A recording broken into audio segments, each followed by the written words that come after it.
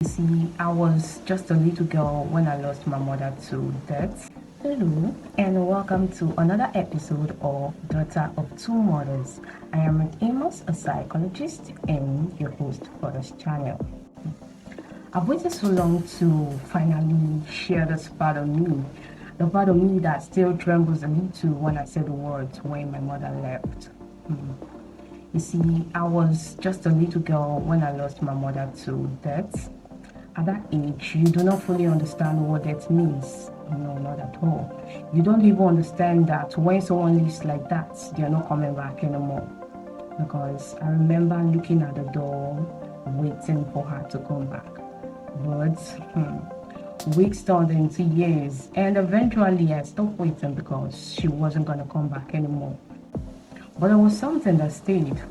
It was the grief, and it came in form of waves for me.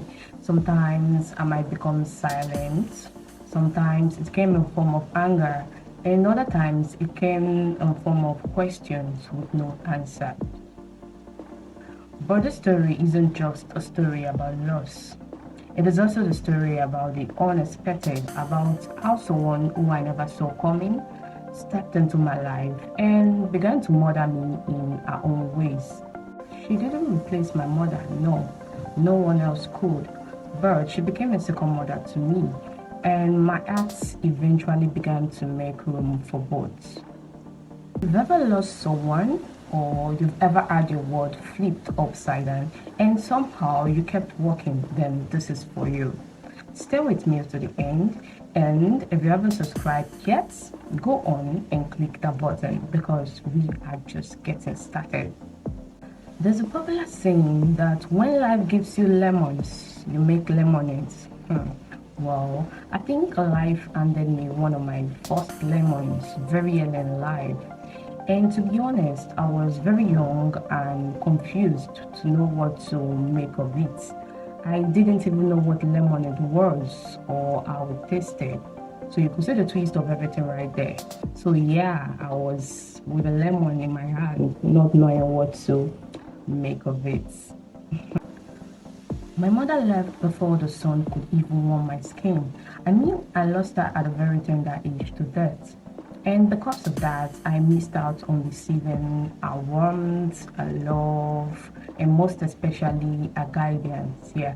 At that time, I didn't understand what was happening or what had happened.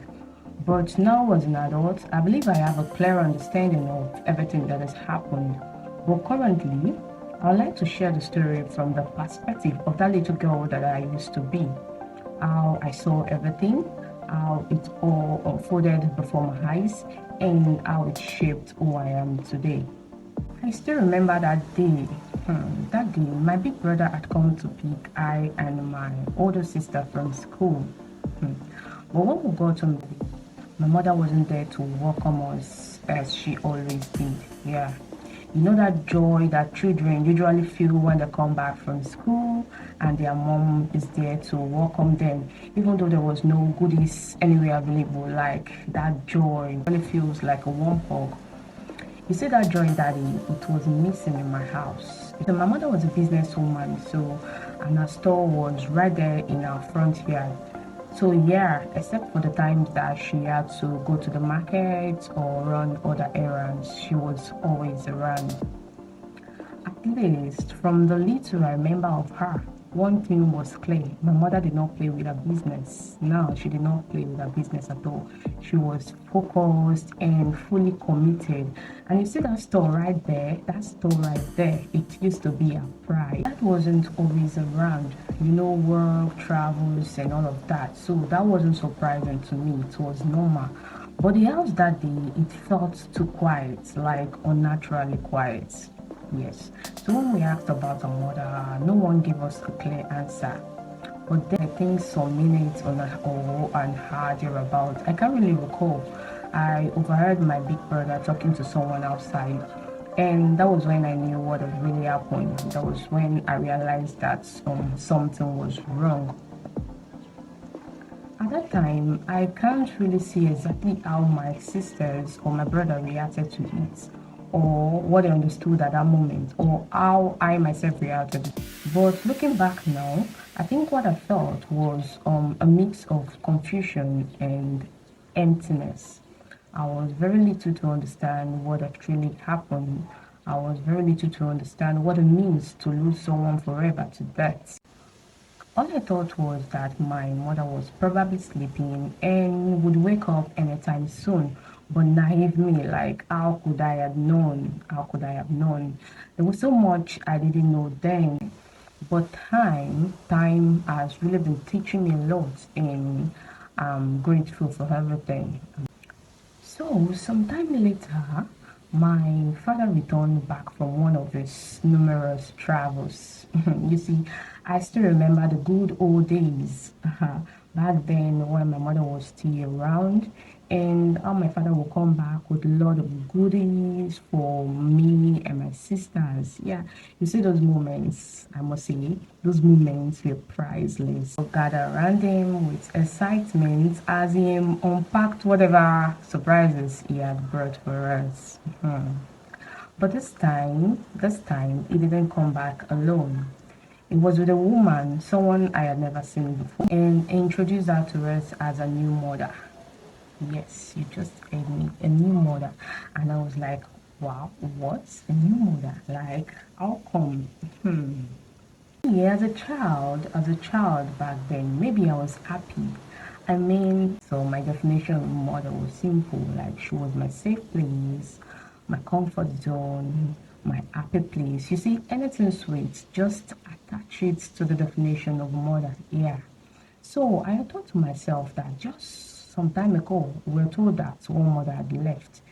She had gone. And now we've been told that we had a new mother. And in my little mind, I was like, okay, so nothing spoil now, nothing spoil after all. I thought to myself that the world is a happy place. The world is a happy place. Little did I know that some losses are irreplaceable. But somehow we kept moving forward. Yeah. One of the reasons why I started this channel, beyond the fact that I've done a lot of healing, is because I know that there's someone out there like me. Yes, someone whose story might not be the same as mine, but whose pain echoes mine. Yeah, someone who could be trying to navigate life with the weight of loss, confusion, or maybe a rough relationship with a stepmom. Hmm. To be sincere, I know the journey is tough. I know the journey is tough, and I see you. Yeah, I see you, and I feel for you, to be honest. And I want you to know that you're not alone. You're brave, you're strong, and yes, whatever situation that life has thrown at you, you can actually come out as a whole person. Yes, not as a broken person, not someone that is burdened with trauma or someone that is carrying endless baggage. And I'm not just spilling out words to you just like that, but I'm actually speaking from a place of experience. And something I'd like you to note is that in life, you have to be open to whatever it is trying to teach you. Yeah. It could be strength, it could be patience, it could simply be the art of letting go. Yeah. Also, you don't have to dance to every tune that life plays at you. Sometimes it is okay for you to pause, to reflect, and choose your own beat. Yes, one thing about life is that life does not always give us what we deserve, but instead, yeah, what is choose to. But still, we do not just stop at that. We keep pushing, we keep pressing forward, and hoping for the best. In essence, this is just a reminder that strength is not always about pushing through. Strength is not always about wanting to prove who is wrong or who is right, what is wrong or what is right. Sometimes strength can be found in the stillness where we truly heal, where we understand and choose better responses. Until next time, guys. Keep healing, keep growing, and keep standing tall.